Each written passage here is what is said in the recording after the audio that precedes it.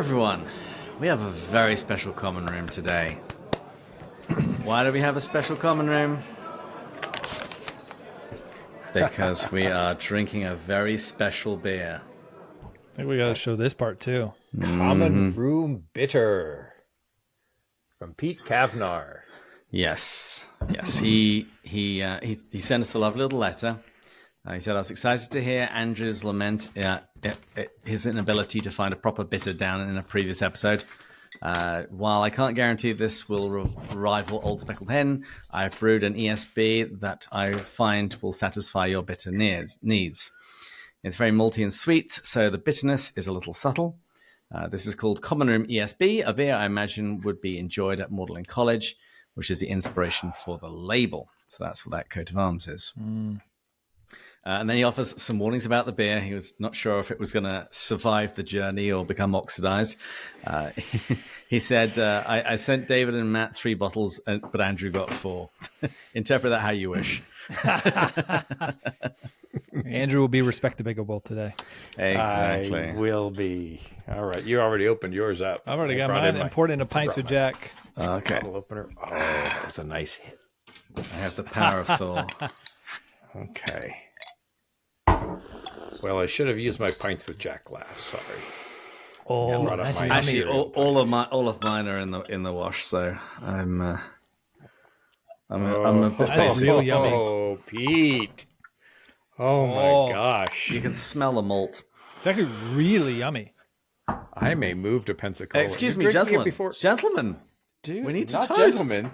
Not gentlemen. Well, Andrew, Cretin. gentlemen, and Matthew. to To Peter Pete Kavnar, Kavnar. keeping us well supplied. Cheers. Cheers. Ching. Oh, That is very nice. that is actually really good. I That might almost be a moved my top- computer outside to have my pipe with it.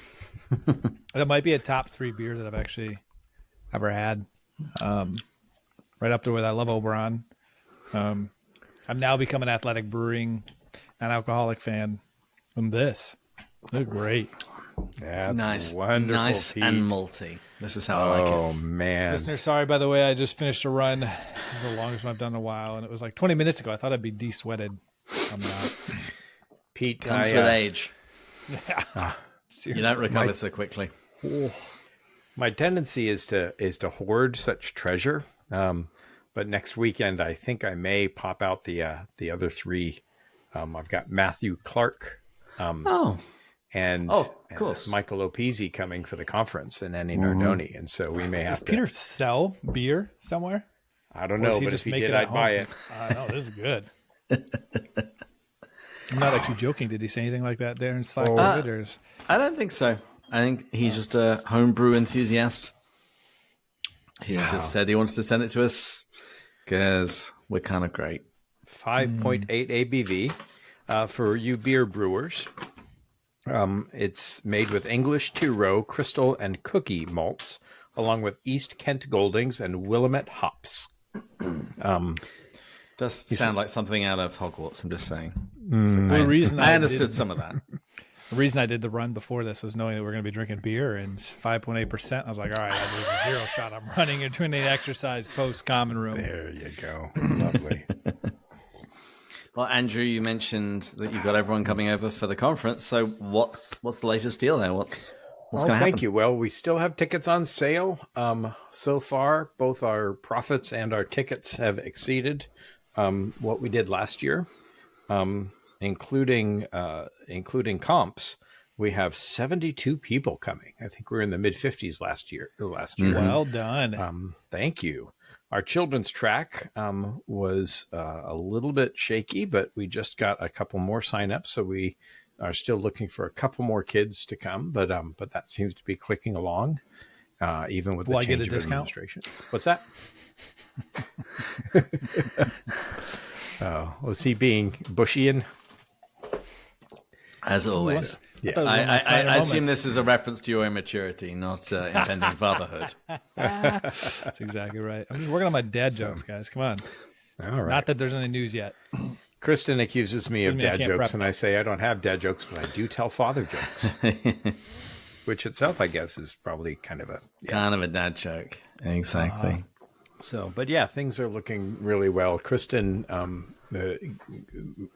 ginned up the conference schedule because she's such a good overview type person, and I couldn't see it, and I was having things end at 9:37 and start at and so she took a look at it, and so we've got 3 breakouts.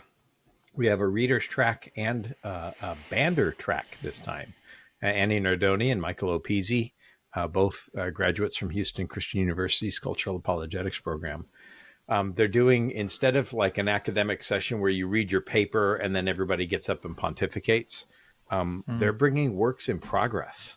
And so they are bandersnatching. They're using Diana Gleyer's 7 models of collaboration, and they have sent round their papers to each other. And so instead of presenting their papers in the 3 breakout sessions, they'll be doing, resonating and criticizing and editing and encouraging and modeling. And so they'll have a real Inklings type session. But they'll join us for main sessions. Alan Snyder is joining us again. Our theme is Surprised by Love. So we're looking at Surprised by Joy, The Great Divorce, and The Four Loves. So they'll be joining us for a panel discussion. Matthew Clark will give a 40-minute concert and then do a couple of other sessions of music. He'll be arriving from Mississippi or somewhere else in Vandolph the White to join us. Is that the name of his car? He's got a Sprinter van, a converted Sprinter van that he travels all around the country. He's available, by the way, for house concerts, and he travels fairly consistently. So if you'd ever like to have Matthew Clark, who's appeared at the Rabbit Room and many other places, Square Halo, he would love to come and give a house concert. So speaking of car puns, have I told you that the name of our van? No. So Marie really wanted one that was green. We were told it was very unlikely, so our backup was my favorite, blue, and my wife got her way. Unsurprisingly, so we decided to name it Van of Green Gables. Oh, that is Mary Margaret's favorite movie, and it's spelt Van with an E. I've seen it, by the way. V-A-N-N-E. Her maid of honor's husband said, "Please wait until you're married to share that with your husband." I thought it was beautiful. I think it's wonderful.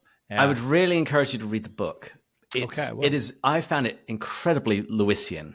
The entire idea of Sehnsucht and an enchanted world, that is Anne Shirley through and through. All right. Yeah. Mary Margaret. Speaking of movies to watch, Michael Ward was in town a couple of weeks ago. He came to a couple different educational institutions here in Orlando, and of course, I got a little bit of time to spend with him. But he talked. We were chatting about the movies. He came to speak about Screwtape and also about Abolition of Man. But we were chatting about the movie adaptations and Greta Gerwig, and he said that he has seen watched several times her adaptation of Little Women, and he really liked it. And he's written a book about the Pope and popcorn cinema. with the Pope. Yes. Yeah. So, by the way, he's being buried today. So, to Francis, may he rest in peace and rise in glory, and to the new Holy Father, cheers. Cheers. Memory eternal. Matt, you have to drink or it's bad luck when you cheers. I liked what Cardinal Dolan said. It'd be incredible if we found a pope that was like Francis's pastoral heart and instinct with like Benedict, almost like Benedict, JP2, and Francis all rolled up into one would be the perfect. Well, I mean, any male Catholic is eligible, gentlemen. So. Exactly. I don't have my phone on Do Not Disturb just in case I get the call. So I met the person that created the website. Is there a pope.org? He's frozen, but it's a very lovely look. Yes, there we go. Is there? I just paused his upload. Is there a pope.com? Go to it. Did you pull it up, David? Let me have a look. It'll be. I'm assuming they're going to be. So he has had He's in like a small group with me. He has had 10 million unique visitors to this website. And I was literally like, he has people reach out to him asking to like advertise or do something. And he won't do it. I literally told him though, I was like, dude, you could easily put a Hallow link here and make so much money if you have 10 million unique visitors coming to this website. Or I was like, Wealth Architect, I'm happy to pay to put a little link here. We're friends. See, I was expecting something a little bit fancier with like a little animated smoke, and then it to change. But he created it as a joke. His way is direct. It's gone viral. I think it's so funny. He should make a little smoke come out of the O. I wanted to mention too about the conference next week that we're doing a readers an track advertisement for the conference. No, I just wanted to. We've kind of made some innovations. At this point, we've more than broken even, and I'd love for folks to come. But I'm just excited about everything that's happening, and this is my second time doing it. I've never put on a conference before. Last year, I've been to a bunch, but so last year we didn't really have two separate tracks, and so our readers tracks will be kind of one track on or one session on Lewis's fiction hints and highlights. So we'll get a couple of our experts to kind of walk through some of Lewis's corpus, and then another session on Lewis's nonfiction hints and highlights. And then Matthew Clark, who is really inspired by the Inklings, his latest book just came out. I just got a box of them to sell, and he's got Malcolm Guide and many others who have written essays in this new book. And so he'll do a whole session on creativity, and a Narnian banquet with standing rib roast and a parishioners making Devonshire cream and scones and butter tarts and Victoria sponge and trifle for dessert, and somebody I think is cooking a gloriously sticky marmalade tart. So we're just I'm really looking forward. David, what's going on with you? Well, I was just going to say, and also at the conference, there should be a good lot of Pints for Jack swag, because I expedited that yesterday. Oh, thank you. David, is there a way we can come to the conference? No, I'm going to put this in the chat. I want to get laser etched this type of. Oh boy! Not this company per se, but I really want one of these in Pints with Jack. Maybe I'll just go find it and do it myself. Oh, okay. Well, if you can find a company that does it, so let me just share so people know that what we're talking about. Yeah. I love that kind, and now I'm very much Mary Margaret and I mean, we haven't given up alcohol, but we really pretty much drink it maybe one glass a week, because I do non-alcoholic beer now, and just sleep is so much better. Anyways, not the point Pilsner. of this.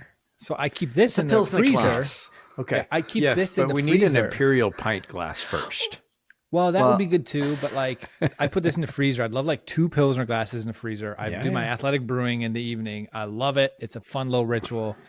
So I'm trying to identify one of those. So I will find one, David, and we'll put it on the website. If you find me a company that does it, I'll absolutely set it up. We have a really good relationship with the company that we've been using now for years, and so I might actually reach out to them and ask them if they've got a Pilsner perhaps on the way. I've really wanted them to do.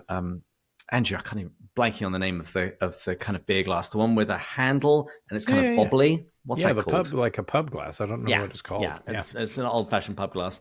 And they went, it's a real pain in the neck to try and do laser etching on that. It's like, okay.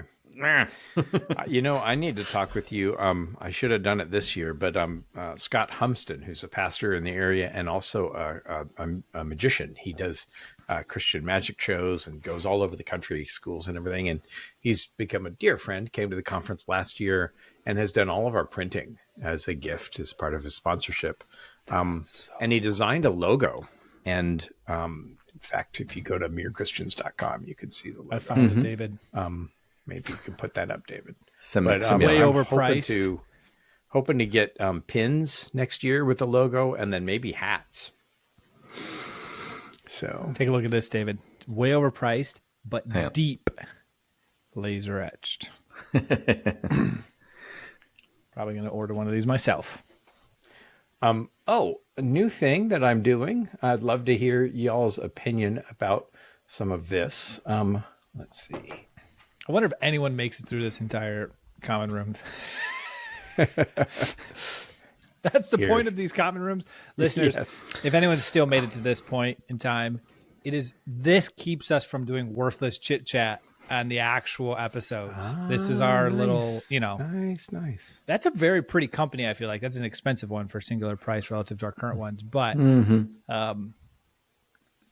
I actually am kind of intrigued by the idea of the deep idea of it. So, David, can you throw up this logo? Sure. And then I'll be done talking about the conference. Are you sending me a link? Yes, I sure am. It's in the top left corner. New thing for me, as of a week or two ago, Phil Keggy, who was the one who introduced me to C.S. Lewis. Yeah, so that logo, wouldn't that look great on a button and on a hat? Maybe navy hat with the yellow with the cream logo and vice versa. God, so anyway, I saw Phil in concert. We were talking about some of his vinyl, and he said, "Oh, I've got this 8-volume, 8 LP retrospective. I'd love to send it to you. Do you have a record player?" And I didn't, but I ordered one. And so he sent me a couple of his albums. And I thought, okay, what do I need a record player for when I have Spotify? And the answer was, I'm asking some of my dearest friends what LP they had that's part of their story, not CD, but an LP where they listened to it on vinyl and then got up and turned it over, and the whole album kind of is part of their story. So I've been gathering a few of those. So, David, have you ever seen those memes on the internet? If I make it wealthy, there will be signs. Click the thing that I just sent you. Oh, good grief. This is a good one. Matt, this is what your beard does. Isn't that hilarious? I mean, that's stunning, by the way. Hang on. Let me share it. I can't believe they actually do this. It seems like slightly risky to take something Waterford Crystal. oh my etched gosh, Pilsner. $210? No. Well, that's my point. That's the meme online. If I ever become wealthy, there will be signs, and then you put the thing that you would buy. So if we ever see you drinking out of this, we know that we know that you've just gone public. You can keep the Waterford Crystal. I'll just keep sending the money to Peter for more of this bitter. Yes. Honest to goodness, Peter, I'm not. Maybe this is like He an said encouragement thing. his is slightly oxidized. I don't taste it. No, this is phenomenal. This is like good. a 10 out of 10 beer. If he hasn't thought of like trying to figure out how to build a bit of a brand and getting some funding, I mean, I would. This is coming from someone who doesn't typically like beer that much. It's good. I love it. So LPs, did you ever have an LP as a kid, Matt? Or are you too young for that? Literally, so I hear LP and I think hedge fund limited partner in your Long general player, partnership. vinyl No idea what record. LP. No. Oh, okay. We definitely grew up with one until about the age of, I'm going to say about 8. And then we got, it was the era when everybody was getting those stacked hi-fis. Oh yeah. And the real wonderful, but you could still get a record player in the top, and that's what we did. But we had a CD player at the bottom. Oh, sure. I remember putting together a component system in college. So, but I have been very slowly assembling my my record collection. I think one of the first ones I got was Bob Dylan's "Oh Mercy." Sure. My father-in-law, he's been doing the same thing. He's just been getting all of the stuff that he loved listening to when he was growing up. So lots of James Taylor. Yeah, I don't know that I'm going to replace James my whole... Taylor. Oh yeah. My two go-to are James Taylor and Van Morrison. If it's like an evening where you're using music to actually experience the evening, so you and your wife, you're just kind of sitting down, you're putting on a record. I do have a record player. I put on James Taylor's greatest hits. Or if we're at a cabin, we actually rented a cabin for Easter, and we stayed there instead of being with family. We kind of wanted to. We had some prayer stuff we're kind of thinking through in life stuff. So, anyways, we went there and it was wonderful. And James Taylor was on all the time. Oh yeah. 2 Degrees of Separation with James Taylor. His guitar maker is a guy that I've met, a guy called James Olson, who made Phil Keggy's guitars for years. So we visited him a few times. He also made a guitar that he gave to Paul McCartney. Who else plays Olson's? Leo Kotke's, I think 6-string is an Olson. Paul Simon's 12 strings an Olsen. Sting has an Olsen. So, yeah, and James Taylor's been playing. If you look at the headstock of his guitars, it's got a little O for Jim Olsen. Wonderful Christian janitor from a church who was a woodworker and a guitar player and started making guitars. I actually went to a music store while I was in town and got a whole load of picks because all of mine have disappeared. What my kids have been doing with them, I have no idea. I didn't know you played guitar. Got to get the chicks somehow. This explains everything. Well, Matthew, I gave you the formula a long time ago. It's like We learn to did. play an instrument, get used to poetry, learn how to dance. For me, it was easy. was- I just said, would you like to get together and talk about Narnia? It's a great pickup line. Speaking of which, your wife was on. Yes. She was on the Lesser known. finale for Lesser Known Lois. Right. Superb episode talking about her book, Family Guide to Narnia. Yep. And a lovely way to wrap things up because I also gave up podcasts, listening to podcasts, except our own, over the course of Lent. So I am now catching up. Okay. Isn't it amazing? First of all, I have two thoughts here. How addicting podcasts are. I've had to do that at various points in my life, actually. People, I feel like the idea of them being information makes them seem like they're not dopamine addictive, but they really are. That's a little side rant. What was the main point that I was going to make, though? Lazo Major. Oh, how much better yeah, she no, is than yeah. Andrew. That actually wasn't related to that, but that did make you triggered again. Thank you, Mary Margaret. We were as we went to the cabin, kind of.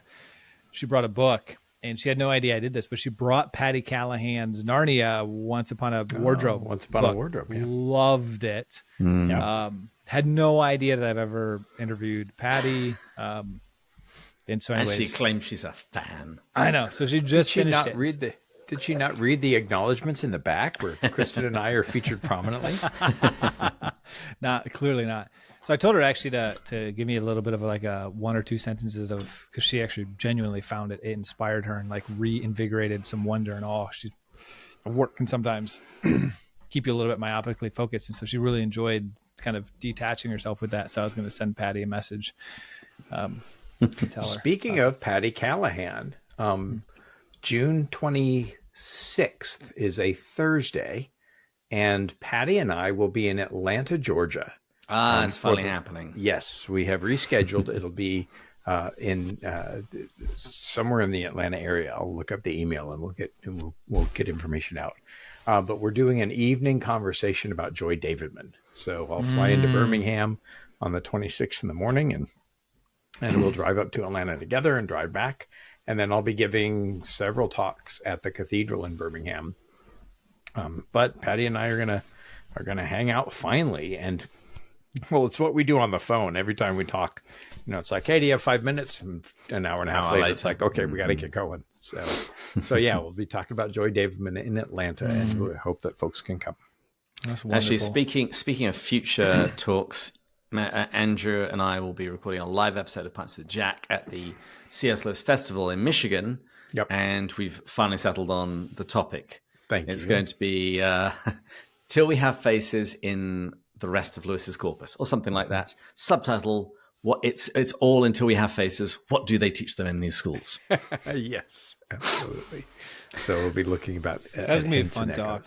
Yeah, I do want to do an episode again, Andrew.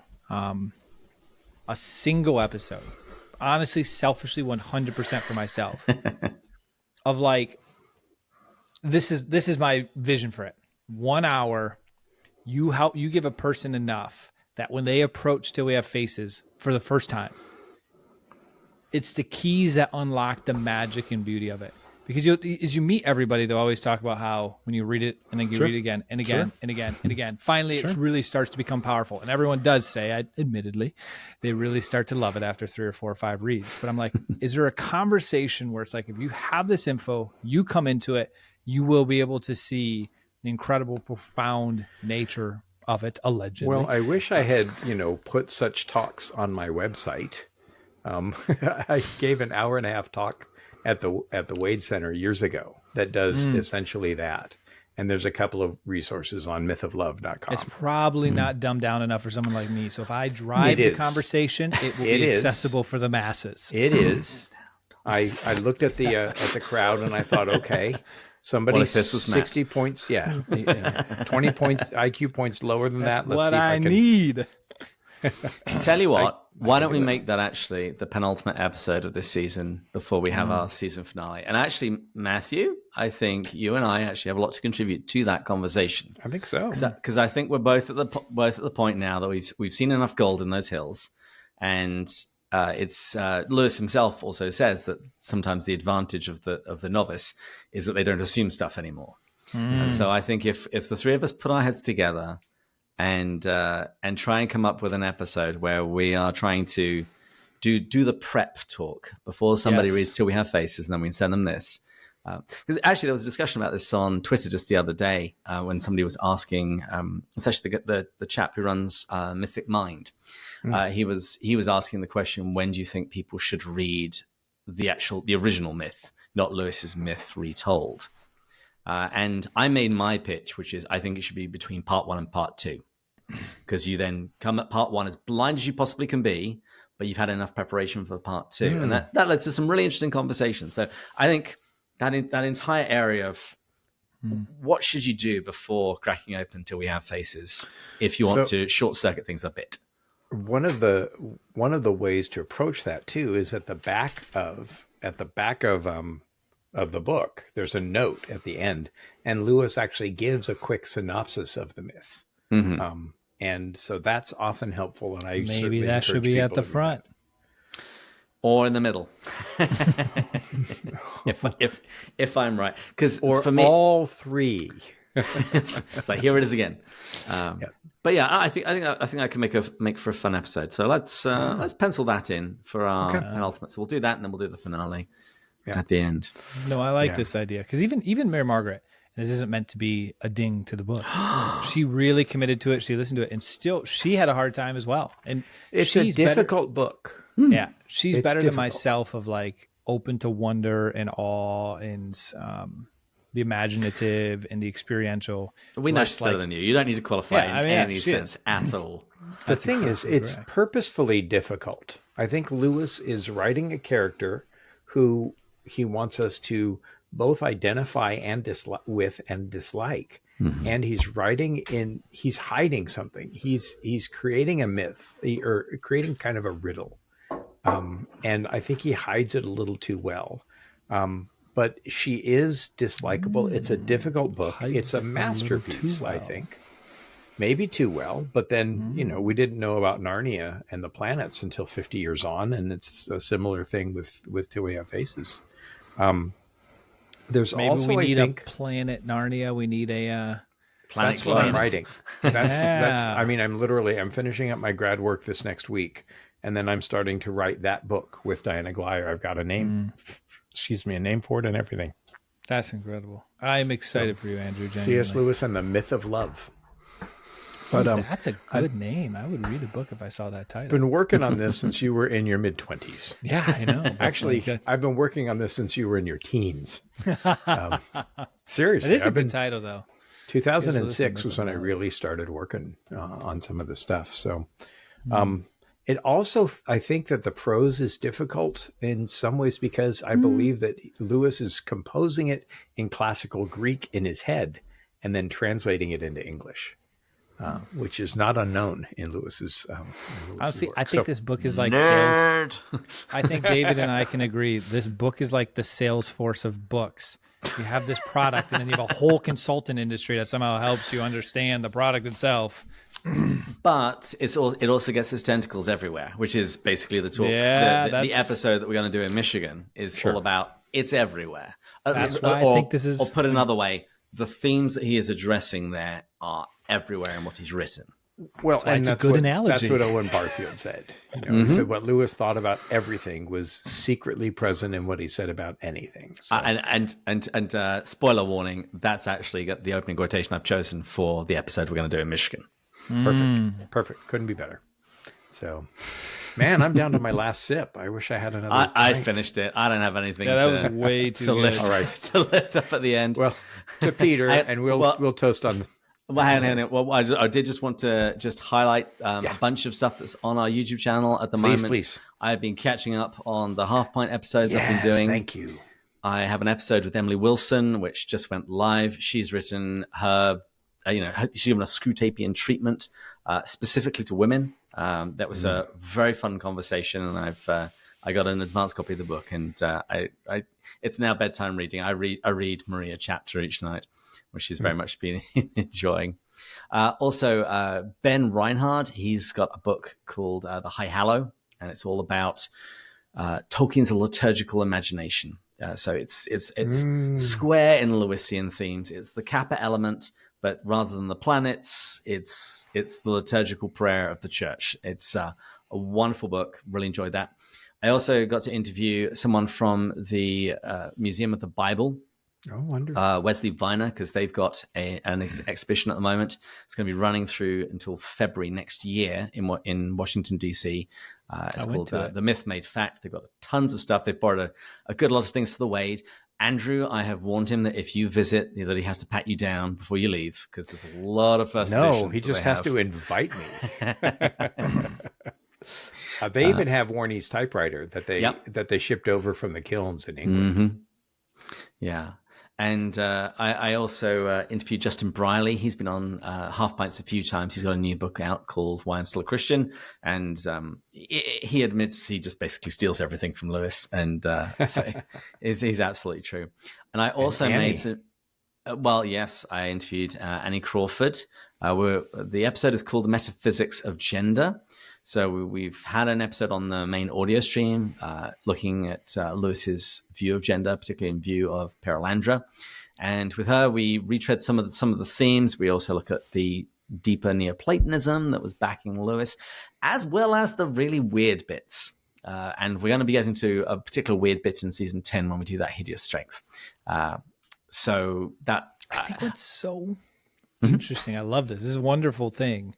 For anyone who's still watching 32 minutes in, there is like a hidden trove of incredible conversations in the Half Pints that are sitting on our YouTube channel, which has admittedly, in terms of like the listener base that like routinely listens, YouTube is not as good as a podcast feed.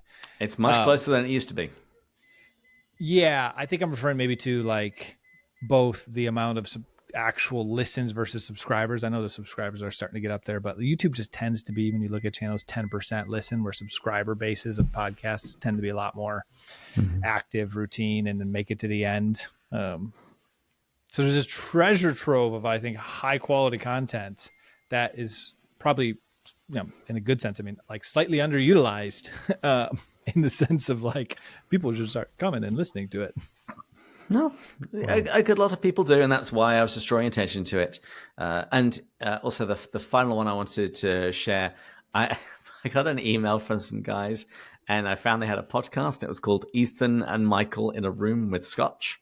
And I decided, we need to become friends. Yes, Andrew's just sending pictures of ourselves as we are recording a common room. Sure. But yeah, so it's basically they have a kind of book chat podcast, and they talk about Scotch. So and they've technically been running for a little longer than we have. So I just kind of wanted to put to rest any question that we stole from them. Shout out to Briley, Justin, because he was one of the, I think, 3 original OG launch pads for us. Because remember, very early on, I don't follow our subscribership anymore. It's just not important to me. But early on, you are kind of like watching that. And I remember David telling me, I want to say Jennifer Fulweiler, Justin Briley, and Council of Trent in like the first 18 to 24 months, we saw like a 500 to 1,000 person bump immediately after those. And those are material bumps when you're really early on with like 500 people or 1,000 people. Those 3, I'll never forget. They were, and so whenever people ask me about starting a podcast, I'm always like, find people a little ahead of you that are willing to take you on their shows. And then they tell you they were just on your show. They tell their listener base, and about 5 to 10% will probably come and give you a listen. That's the key. Well, Justin gave us a bump before he'd actually even been on the show. Oh, I didn't even remember that. That's phenomenal. Well, Yeah. That's respect to him, man. Respect to him. And it's funny you mentioned Jennifer Fulwala because she actually makes not quite an appearance, but we talk about her story in that Half Pint episode. That's hilarious. I love that. Lovely. Well, Lovely doubly. we clearly hated it all. Yeah, it's terrible. Rubbish. But if anybody else would like to brew us some beer and send it to us, we would not be opposed. I think we screwed our chance for that because we just praised this so much. The expectations are insanely high. No. People get It's- competitive. It's like dating. You set the bar high. Yeah, Other if people you guys will think you reach it. can beat this, Well, good luck. And I certainly would, Peter. I'd certainly love to. We can chat offline, and I'd be happy to see if we can make a financial arrangement. This is lovely. Yeah, I would buy some more of this. See, this is how all drug dealers work. They give you a bit of stuff for free, get you hooked. First one's always free. Yes, exactly. Great. Well, listeners, we love you. We're cheersing you. We're thankful that you're continuing to stick around with us, and we're looking forward to going further up and further in with further Pints with Jack. Yeah, it's such a great touch. Matt, quick, get your cap. Matt. There we go. We're doing it. Okay. Bye, guys. Cheers. Cheerio.